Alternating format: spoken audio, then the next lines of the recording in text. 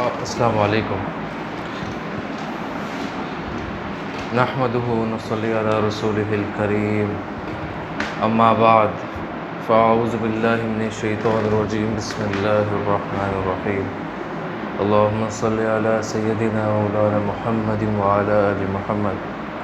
كما صلیت علی ابراہیم وعلى آل ابراہیم انک حمید مجید اللہم بارک علی محمد وعلى آل محمد كما بارکت علی ابراہیم وعلی آل ابراہیم انک حمید مجید۔ آج ہم سورہ ابراہیم کا جو ہے وہ ترجمہ پڑھیں گے، اور اس میں انشاءاللہ اللہ تعالیٰ سے پوری دعا ہے کہ اللہ تعالیٰ مجھے اور آپ کو قرآن پڑھنے کی اور سیکھنے کی، سکھانے کی توفیق عطا فرمائے۔ حضور صلی اللہ علیہ وسلم کی حدیث ہے،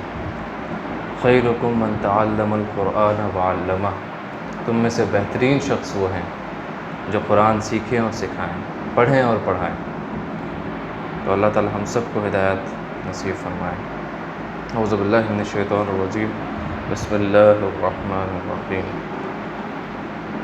الف لام را تلک کتاب انزلناه الیک لتخرج الناس من الظلمات الى النور بإذن ربهم إلى صراط العزيز الحميد الله الذي له ما في السماوات وما في الأرض وويل للكافرين من عذاب شديد الذين يستحبون الحياة الدنيا على الآخرة ويصدون عن سبيل الله ويبغونها عوجا أولئك في ضلال بعيد وما أرسلنا من رسول إلا بلسان قومه ليبين لهم فيضل الله من يشاء ويهدي من يشاء وهو العزيز الحكيم۔ صدق اللہ العظیم۔ اللہ کے نام سے جو بڑا مہربان نہایت رحم والا ہے۔ الف لام را، یہ ایک پرنور کتاب ہے،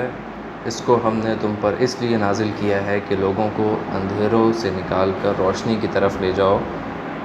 یعنی ان کے پروردگار کے حکم سے غالب اور قابل تعریف اللہ کے رستے کی طرف۔ جیسے کہ آپ کو معلوم ہوگا کہ نبی پاک صلی اللہ علیہ وسلم سے پہلے عرب کا جو زمانہ تھا،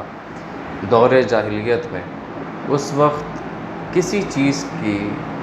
ڈسپلن، کسی چیز کے کوئی حقوق نہ تھے، یعنی عورتوں کے بارے میں کہا جاتا ہے کہ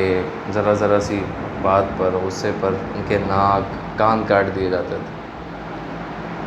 اور یہ حال تھا کہ بیٹیوں کو، بیٹی کے پیدا ہونے کے بعد ان کو زندہ دفن کر دیا کرتے تھے۔ یہ دور جاہلیت میں ہوتا تھا، کسی چیز کی کوئی ڈسپلن، کسی چیز کے کوئی حقوق نہیں تھے۔ تو جناب محمد مصطفیٰ صلی اللہ علیہ وسلم جب اس دنیا میں تشریف لائے تو اللہ تعالیٰ نے ان کے ذریعے اس پوری دنیا کو ایمان سے منور فرمایا، یعنی جو جاہلیت تھی عرب میں، نبی پاک صلی اللہ علیہ وسلم نے ان کو دور کی اور روشنی کا رستہ دکھایا، یعنی اللہ تعالیٰ نے نبی پاک صلی اللہ علیہ وسلم کے ذریعے اندھیروں سے نکال کر روشنی کی طرف حوالہ کیا۔ ٹھیک ہے، وہ اللہ کے جو کچھ آسمانوں اور زمینوں میں ہے سب اسی کا ہے، ایک ایک ذرہ، اور کائنات میں جو بھی چیز ہے، ابھی ناسا کی رپورٹ ہے کہ ابھی تک ہم نے جتنا بھی کائنات کا حصہ ہم نے دیکھا ہے، ٹھیک ہے، تو اس میں جو ہے 100 میں سے آؤٹ آف 3% جو ہے صرف دکھا ہے، اور 97% جو ہے وہ اندھیرا ہے۔ اس میں کیا ہے، اب کتنی گیلیکسیز ہیں، 5000 گیلیکسیز ہیں، تو یہ تو اللہ کو ہی معلوم ہے کتنی ہیں، جتنا ہم پتہ لگا سکیں اب تک وہ ہمیں پتہ ہے، لیکن کائنات تو ان لمیٹڈ ہے، وہ تو اللہ کو ہی پتہ ہے۔ تو ذرے ذرے کا جو مالک ہے اللہ تعالیٰ ہے، صرف اور صرف جس طرح ہم سورہ فاتحہ میں پڑھتے ہیں ایاک نعبد و ایاک نستعین، ہم تیری ہی عبادت کرتے ہیں اور تجھ ہی سے مدد مانگتے ہیں، یعنی مدد اس سے مانگی جاتی ہے جو کہ مدد کرنے والا ہو، جس کو مدد کی ضرورت نہ ہو۔ یعنی اللہ تعالیٰ کی یہ ڈیفینیشن ہے کہ اللہ تعالیٰ ہر حساب سے مکمل، ہر حساب سے، جو بھی آپ نے، ستار ہے، غفار ہے، رازق ہے، رزق دینے والا ہے، سوتا نہیں ہے، نیند اسے نہیں آتی، ہر طریقے سے مکمل ہے اللہ تعالیٰ۔ تو اسی لیے وہ عبادت کے لائق ہے، اسی کی عبادت کی جاتی ہے، اور ہم ہر نماز میں جو ہے وہ دن میں 5 مرتبہ پڑھتے ہیں ایاک نعبد و ایاک نستعین، ہم تیری ہی عبادت کرتے ہیں، یعنی تو ہی عبادت کے لائق ہے اور تو ہی مدد کے قابل، تو ہی ہماری مدد کر سکتا ہے۔ اسی لیے غیر اللہ سے مانگنا جو ہے وہ شرک ہے، گناہ ہے، بہت بڑا گناہ کبیرہ ہے، جو کہ اللہ کبھی معاف نہیں کرتے۔ آگے چلتے ہیں۔ جو کچھ آسمانوں اور زمین میں ہے سب اسی کا ہے، اور کافروں کے لیے عذاب سخت کی وجہ سے خرابی ہے۔ میں آپ کو 3 آیتیں بتاتا چاہوں گا، وہ یہ کہ ہم جس طرح ایز اے مسلمس ہم سمجھتے ہیں کہ نبی پاک صلی اللہ علیہ وسلم کی ہم امتی ہیں اور ہماری بخشش تو ہو ہی جانی ہے، یعنی ہم دنیا میں جو بھی کریں، جتنی حد تک، جتنی اللہ کی حدیں پار کر دیں، لیکن ہم نے آخر طور پہ جانا تو جنت میں ہی ہے۔ یہ ہمارا بیسکلی ایک کانسیپٹ بنایا ہوا ہے، ٹھیک ہے۔ 3 آیتیں اب میں آپ کو بتاتا چلوں۔ چیپٹر نمبر 9 ورسز 33 سورہ توبہ، چیپٹر نمبر 48 ورس 28 سورہ فتح، چیپٹر نمبر 61 ورس 9 سورہ صف۔ اللہ تعالیٰ نے کیا فرمایا ہے کہ هو الذی ارسل رسولہ بالہدی ودین الحق لیظہرہ علی الدین کلہ، یعنی کہ اللہ تعالیٰ نے اپنے نبی کو ہدایت دے کر اور دین حق دے کر بھیجا تاکہ اسے دنیا کے تمام دینوں پر غالب کرے۔ یہ کانسیپٹ تھا ہمارا بیسکلی دین کا۔ آج کل جو ہو رہا ہے، آج کل جس معاشرے میں ہم پل بڑھ رہے ہیں، اپنے کیریئرز تلاش کر رہے ہیں، اچھے سے اچھے اس میں پل بڑھ رہے ہیں، نئی جنریشن آ رہی ہے، اللہ معاف کرے، اللہ معاف کرے کہ ہم نے اسلام کے دائرے میں رہ کر کوئی کام نہیں کیا آج تک۔ اس ملک میں، اس ملک کا نظام آپ دیکھ لیں، جو بھی دیکھ لیں، آپ مسجدوں میں جائیں، آپ کہیں بھی جو کہ اللہ والے سمجھے جاتے ہیں، جن سے بھی پوچھ لیں، ان کے منہ پر ایک ہی جواب ہوتا ہے کہ آپ داڑھی رکھیں، ٹوپی پہنیں، شلوار قمیص پہنیں، نماز پڑھیں، حج کریں، اللہ اللہ خیر صلی اللہ، بخشش ہو جانا۔ کہیں بھی آپ خلافت کی بات سنتے ہی نہیں، کہیں بھی،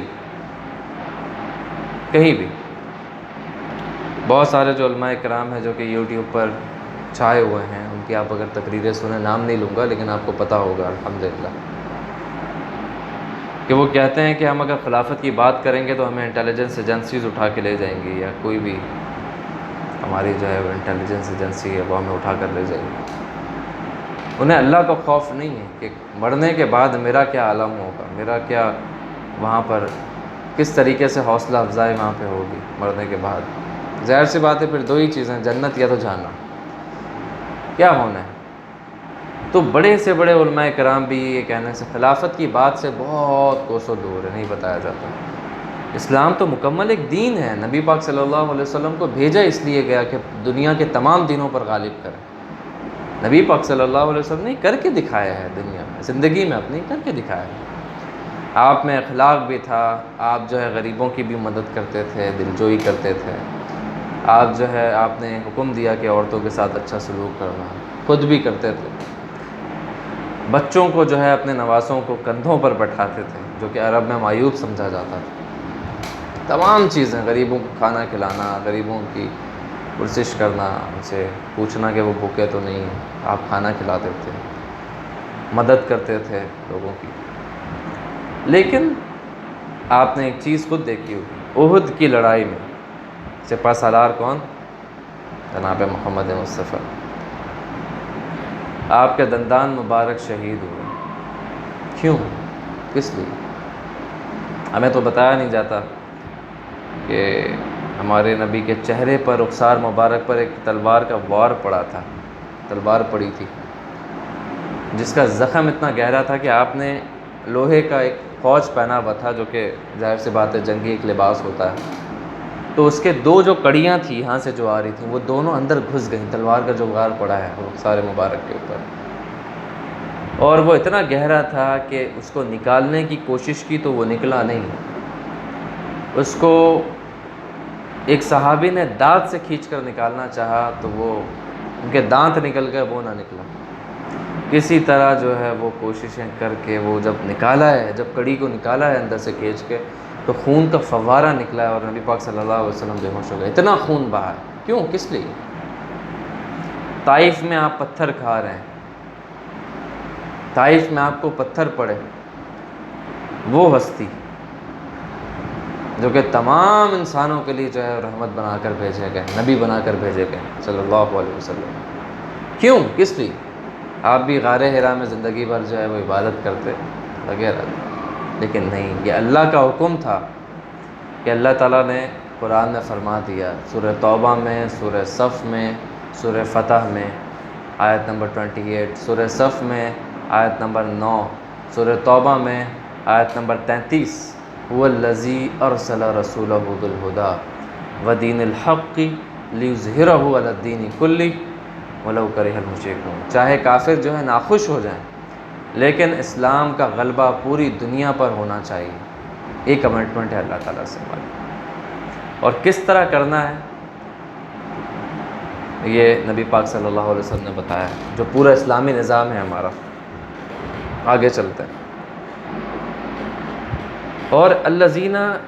یستحبون الحیاۃ الدنیا علی الآخرۃ ویصدون عن سبیل اللہ ویبغونہا عوجا اولئک فی ضلال بعید، جو آخرت کے نسبت دنیا کو پسند کرتے ہیں، اب ان کی بات آ رہی ہے، جو آخرت کے نسبت دنیا کو پسند کرتے اور لوگوں کو اللہ کے راستے سے روکتے اور اس میں کجی چاہتے ہیں، یہ لوگ پرلے سرلے کے گمراہی میں ہیں، جس طرح سورہ لقمان کی آیت نمبر 6 میں فرمایا ہے اللہ تعالیٰ نے، وَمِنَ النَّاسِ مَن يَشْتَرِي لَهْوَ الْحَدِيثِ لِيُضِلَّ عَن سَبِيلِ اللَّهِ بِغَيْرِ علم، لوگوں میں سے بعض لوگ ایسے بھی ہیں جو کہ کھیل کی باتیں خریدتے ہیں، جس طرح آپ نے آج کل دیکھا ہی ہوگا کہ فلاں ٹورنامنٹ ہو رہا ہے، فلاں جو ہے وہ PSL ہو رہا ہے، وہاں پہ یہ ہو رہی ہے، اس نے اتنے چھکے مار دیے، اس نے اتنے چوکے مار دیے، وہ سیلیبریٹی بن گیا ہے، تو آپ نے جو ایک مجمع دیکھا ہوگا آؤٹ آف دی باکس سوچ کر، مسجدوں میں فجر میں ایک صف نہیں ہوتی، گارنٹیڈ کہہ رہا ہوں یہاں پہ آپ کو، مسجد میں آپ جائیں فجر کی نماز میں ایک صف اگر پوری ملے تو بتائیے گا مجھے، نہیں ملے، اور وہیں پہ اگر کوئی میچ ہو تو پورے روڈ باندھے ہیں، اسٹیڈیم جو ہے وہ پورے جو ہے وہ ٹریفک جیم ہیں گھنٹوں گھنٹوں تک، اور پوری قوم اس میں لگی ہوئی ہے، تمام چیزیں اللہ کو بھلا کر جو ہے وہ قوم جو ہے وہ PSL میں میچز میں پڑی ہوئی ہے، تو یہ اللہ تعالیٰ نے فرمایا ہے سورہ لقمان آیت نمبر 6 میں، وَمِنَ النَّاسِ مَن يَشْتَرِي لَهْوَ الْحَدِيثِ لِيُضِلَّ عَن سَبِيلِ اللَّهِ بِغَيْرِ علم، لوگوں میں سے بعض لوگ ایسے بھی ہیں جو کھیل کی باتیں خریدتے ہیں، یعنی ان کا کام یہ ہوتا ہے، اور اس طرح ایک نبی پاک صلی اللہ علیہ وسلم کے دور میں بھی ایک بندے نے اس طرح کیا تھا کہ وہ شام میں جا کر، ملک شام میں جا کر ایک لونڈی جو ہے وہ خرید لایا ناچ گانے کے لیے، کیونکہ عربوں میں ذوق تو تھا، ظاہر سی بات ہے عربوں میں شاعری کی بہت بڑی ویلیو تھی، ان میں فصاحت و بلاغت، ان میں جو شعر و شاعری ہوتی تھی وہ کافی زیادہ اہم سمجھی جاتی تھی، اور یہ تو وہ جا کر شام سے ایک لونڈی لے آیا تاکہ یہ جو ہیں عرب لوگ جو ہیں وہ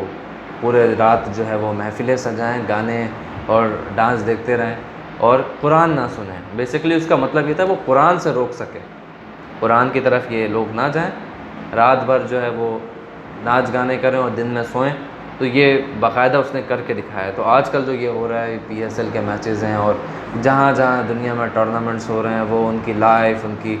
پوری جو ہسٹری بتا رہے ہوتے ہیں ہمیں، اس سے ہمارا کوئی تعلق نہیں ہے، اس سے ہماری کوئی ترقی کا دار و مدار اس پہ نہیں ہے۔ تو یہ لوگ ہیں جو آخرت کے نسبت دنیا کو پسند کرتے ہیں اور لوگوں کا اللہ کے راستے سے روکتے ہیں۔ دو چیزیں،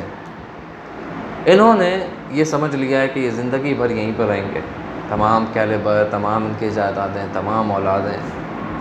تمام جو بھی ان کی ملکیت ہے وہ ہمیشہ کہ ہمیشہ یہیں پہ رہے گی، ایسا نہیں۔ آپ نے دیکھا ہوگا ہمارے دادا پردادا کہاں ہیں اس وقت، اتنی جائیدادیں ان کی کہاں ہیں؟ کچھ تو ہوگا،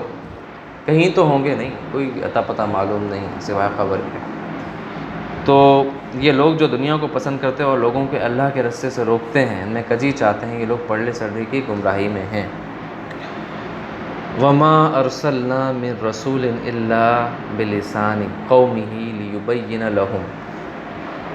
فَيُضِلُّ اللَّهُ مَن يَشَاءُ وَيَهْدِي مَن يَشَاءُ وَهُوَ الْعَزِيزُ الْحَكِيمُ۔ اور ہم نے کوئی پیغمبر نہیں بھیجا مگر اپنی قوم کی زبان بولتا تھا تاکہ انہیں اللہ کے احکام کھول کھول کر بتا دے۔ اب دیکھیں یہ لوگ جو تھے کفار مکہ، وہ یہ کہتے تھے کہ اللہ کو تمہیں کوئی نہیں ملا، اللہ کو تمہارے سوا اور کوئی نہیں ملا نبی بنا کر بھیجنے کے لیے۔ یہ کہتے تھے لوگ وہاں کے نبی پاک صلی اللہ علیہ وسلم، کیا تمہیں ہی اللہ کو تم ہی ملے تھے نبی بنانے کے لیے اور کوئی نہیں ملا تھا؟ تو اللہ تعالیٰ نے قرآن میں فرمایا ہے کہ اگر زمین میں فرشتے اور الگ مخلوقیں انسانوں کے سوا پھرتی تو ہم ان کو جو ہے نبی بنا کر بھیجتے، کیونکہ آپ کو پتہ ہے کہ دنیا میں جو ہے انسان رہتا ہے، ٹھیک، انسان رہتا ہے، تو انسانوں کا نبی بھی تو انسانوں میں سے ہوگا نا، کوئی فرشتہ تو نہیں آئے گا۔ تو یہ جو ہے سوچنے کی باتیں ہیں جو کہ وہ کیا کرتے تھے کہ اللہ کو تمہارے سوا نبی بنا کر کسی نے تمہیں نہیں بھیجا ہے،